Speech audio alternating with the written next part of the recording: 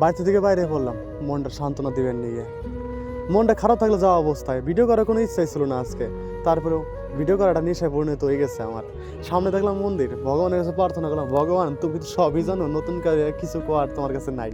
তো যাই হোক, ভগবান ভালোবাসার মানুষটাকে যেন নিজের মতন করে পাই। তো এই সমস্ত চিন্তা ভাবনা করতে করতে ভগবানের দর্শন করে বাইরে বললাম হিনতে। বাইরে বের রাস্তায় এই সমস্ত চিন্তা ভাবনায় আগে ভাগে আসে, কিন্তু কি করুম কয়েন তো, এগুলো চিন্তা কীভাবে দূর করে নিজেও যায় না। একটু পরে দেখলাম আমার সাইকেল বাস্ট হয়ে গেল বাইকের মতন। তো সাইকেল হাঁটতে হাঁটতে নিয়ে গেলাম মেকারের কাছে, নিয়ে যাও, চিন্তা ভাবনা করবার আছি।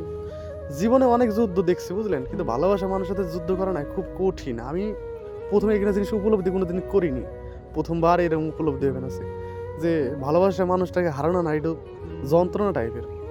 তো যাই হোক, এই সমস্ত চিন্তা ভাবনা করতে করতে সাইকেলে মেকারের দোকান সামনেই চলে আসছি। গাড়ি করে এত না কি কম, আর এপার তো ওপার হওয়া যায় না, তারপর তো যে ওপার তো উনি নাকবো।